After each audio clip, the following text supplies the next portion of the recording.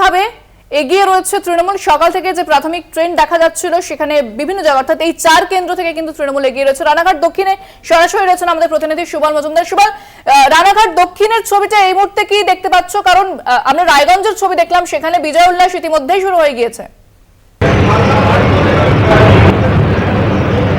দেখো, 5 রাউন্ডে ছিল 7,272, 6 রাউন্ডের শেষে এটা 13,402, প্রায় ডাবল, মানে অনেকটাই এগিয়ে গেলেন অনেকটাই এগিয়ে গেলেন মুকুটমণি অধিকারী এবং রানাঘাট কেন্দ্রের তৃণমূল প্রার্থী।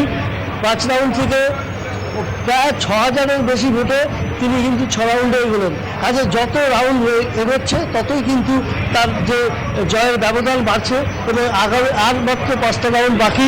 ইতিমধ্যে 7 রাউন্ড গণনা চলছে, 4 রাউন্ডে পুরোপুরি ফলাফল হয়ে যাবে।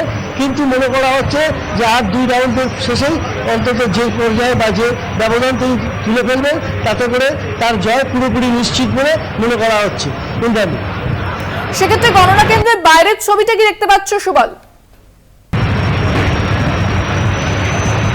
দেখো, গণনা কেন্দ্রের বাইরে এখনো কর্মী সমর্থকরা যেভাবে এসে পৌঁছয়নি, তারা অপেক্ষা করছে অন্তত একটা নিশ্চিত জায়গা বা একটা নিশ্চিত জয়ের দিকে যখন যাবে তারা কিন্তু রেডি ইতিমধ্যে আবির টাবির নিয়ে তারা কিন্তু তারপরে উল্লাসে মেতে উঠবেন এবং তখনই দেখা যাবে সেই উল্লাসের ছবি যা রানাঘাট দক্ষিণে প্রায় 2011-এর পর এই প্রথম কিন্তু তৃণমূল এই কেন্দ্র থেকে জিততে চলেছে।